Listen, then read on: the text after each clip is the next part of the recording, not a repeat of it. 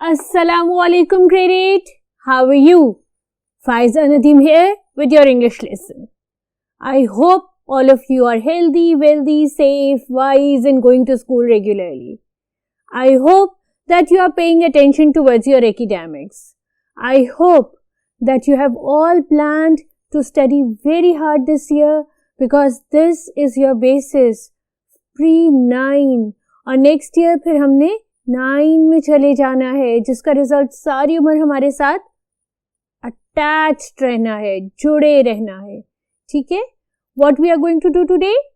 Let's find it out. Come with me. जी grade 8, क्या कहा है बोर्ड ने आपको? बोर्ड ने आपको कहा है कि आप जल्दी से अपनी ऑक्सफोर्ड प्रोग्रेसिव रीडर निकालें, यूनिट 6 खोलें, उसका पेज नंबर 144 खोलें और उस पेज नंबर 144 पे आपके पास एक मजे का कॉम्प्रिहेंशन है, that is the best soup in the world. कौन सा होता है best soup in the world?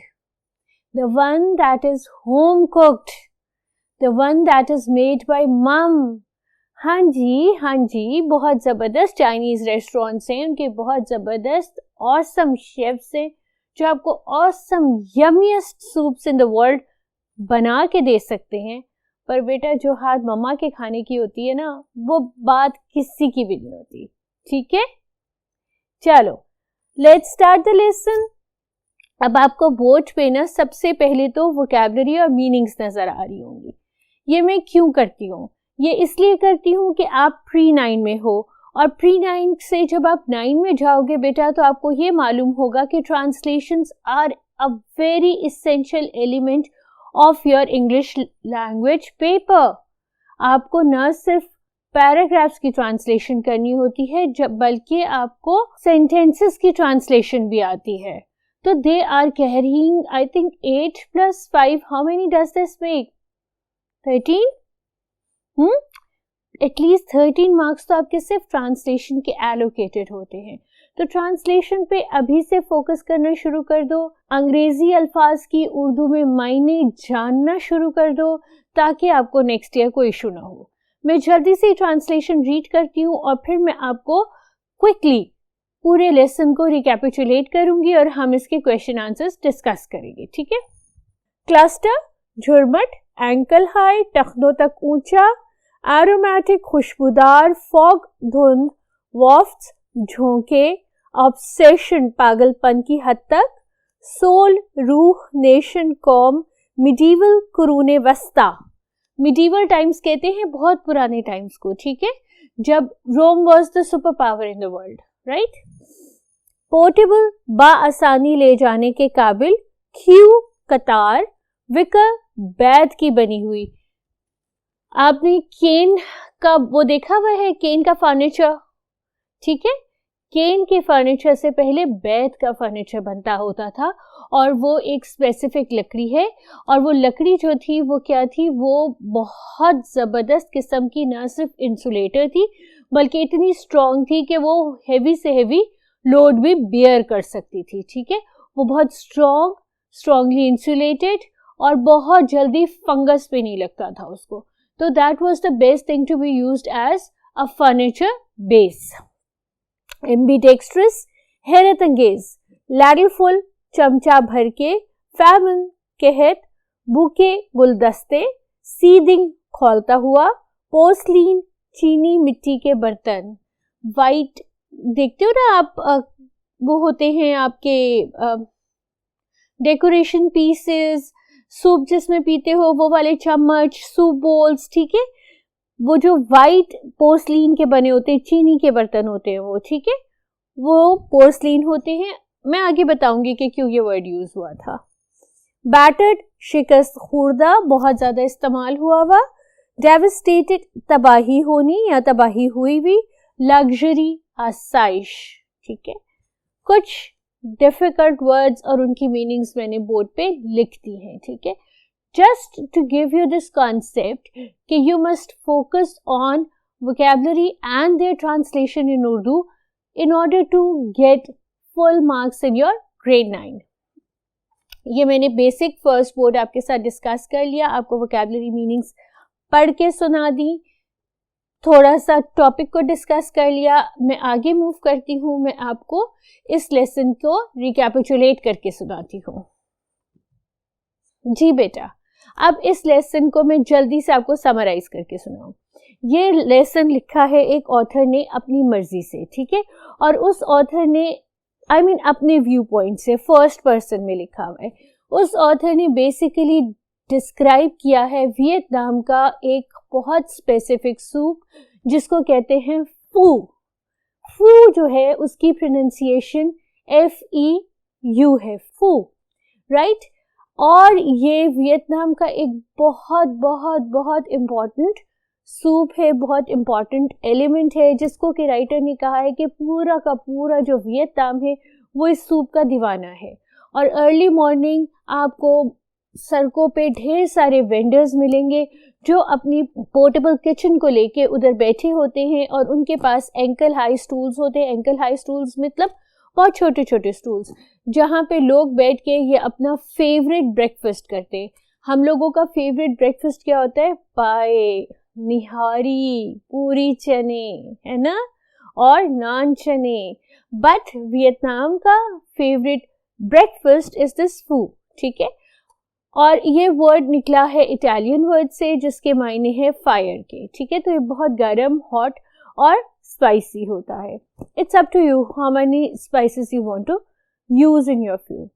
अब राइटर ने ये बताया है कि किस तरह वो सुबह उठे, उठ के वो स्ट्रीट पे गए, उन्होंने एक वेंडर फाइंड आउट किया. और किस तरह फाइंड आउट किया कि उसके पास बहुत लंबा क्राउड था, almost a dozen stools were there on which people were drinking their food, and then there were a huge line of people standing patiently for their turn to come and to drink their soup. And then there were a multiple number of motorbikes in order to take the takeaways. So this is how he found his best place to drink food.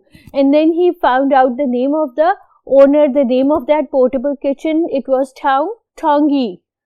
And then she told him how she comes very early in the morning and how she serves the food. And then the friends, the writer's friends, share their times when Vietnam was in famine. Famine क्या होता है? कहत. कहत क्या होता है? जब खाने को कुछ अवेलेबल नहीं होता, ठीक है. आपको पता है वियतनाम ने एक बहुत लंबी जंग अमेरिका के साथ लड़ी थी, जिसके बाद उनके पास फैमिन भी आया था, उनके पास इकोनॉमिक डाउनफॉल भी आया था. But they have worked really hard as a nation and they have pulled themselves out of that grave situation, and alhamdulillah now they are economically stable and a healthy, happy country. So let's move on to the questions. Reading for understanding. सबसे पहले आपके questions आते हैं reading for understanding. मैंने इन questions के phrased answers लिख दिए हैं, ठीक है. आंसर्स के फ्रेजेस लिखे हैं, उनको कंप्लीटली फ्रेज आउट आपने करना है. What I will do is I will give you the complete phrased out answer and you can copy them down in your notebooks, ठीक है. मैंने बिल्कुल आंसर्स फ्रेज करके नहीं लिखे हुए, मैंने आपको सिर्फ हेल्पिंग फ्रेजेस लिख दिए हैं, ठीक है. What is best way to choose a stall where the food is likely to be good? It's mentioned in paragraph 1 that if you want to find the best stall, you must look at the aromatic fog above the stall. You must look at a number of people sitting next to the stall. Obviously, जो चीज मजे की होती है वही cell होती है, right? I've written crowds and aroma. The next is your ability, your effort to write the complete answer. What does the street stalls have in place of advertising? अब एडवर्टाइज तो नहीं कर सकते ना, वो प्लेकार्ड या वो मोबाइल या वो टीवी के ऊपर तो एड्स नहीं दे सकते ना आपके इंटरनेट या केबल पे. What they do is they bring their yummiest aroma with them. Aroma क्या होता है? खुशबू जो खानों से आती है. सूंघो, आपको बिरयानी की खुशबू आ रही है, मम्मा बना रही है किचन में, ठीक है. सो ये जो खुशबू आती है ना खाने की, तो ये उनकी एडवर्टाइजमेंट है, जिसके पास से जितनी यमी खुशबू आएगी ऑब्वियसली लोग उसके पास उतना ही दौड़ेंगे. What are the physical signs that Tao Wan's stall sells good food?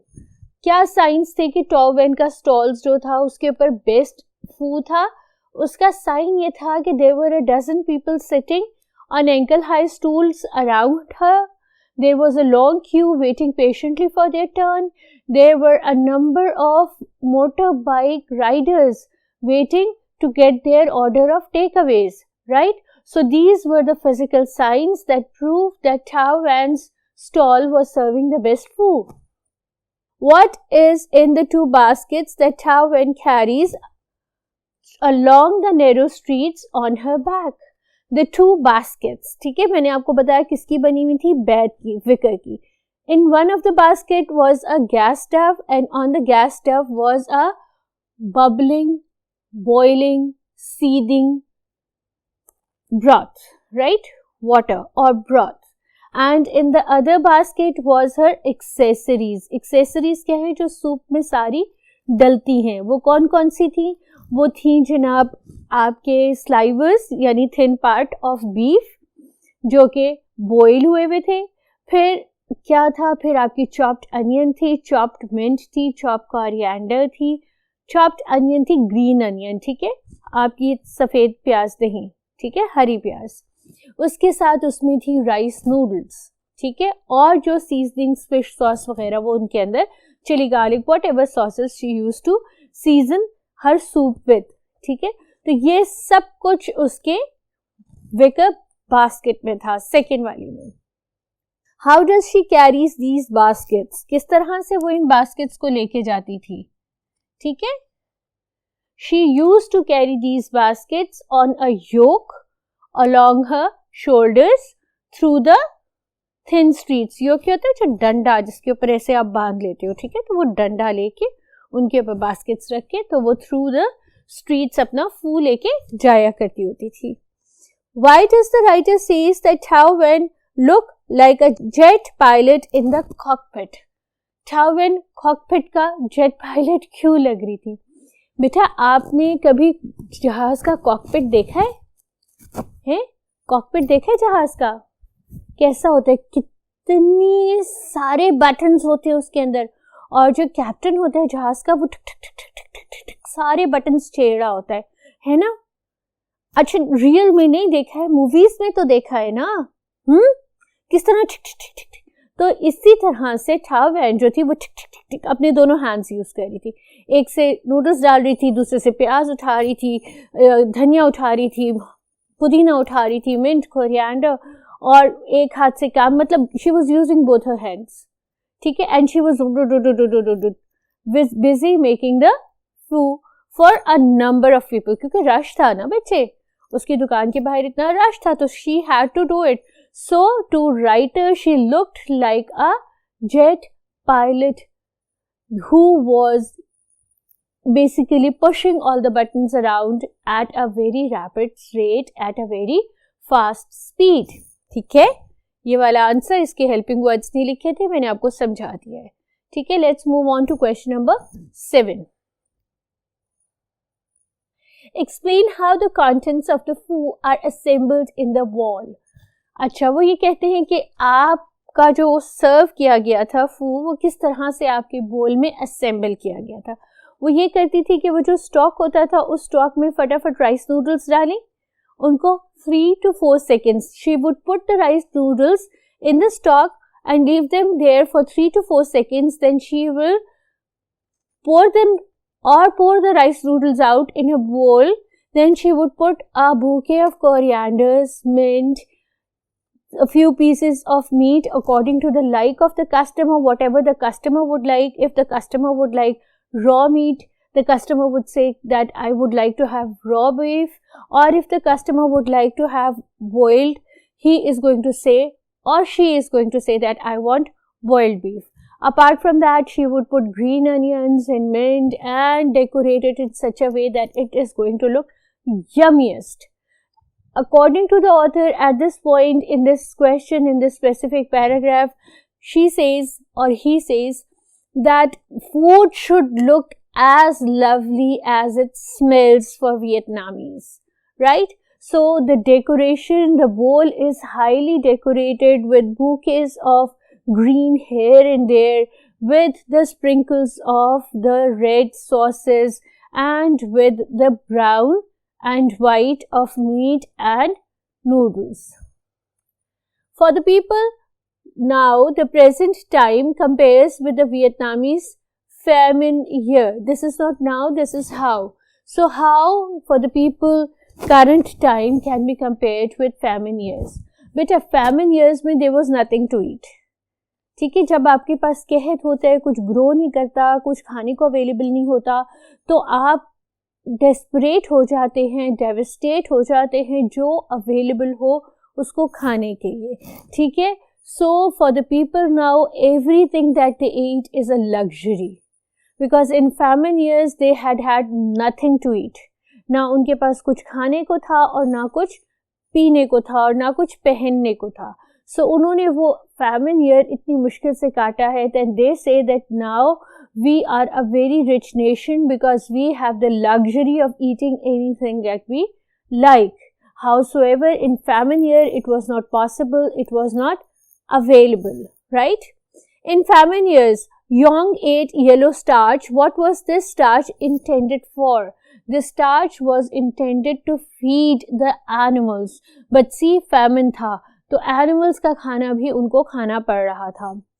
How does the famine year affected the way the Shao feels today? अभी मैंने इससे पहले वाले क्वेश्चन में डिस्कस किया था. Shao feels that everything that she eats is a luxury, which was not possible in the famine years.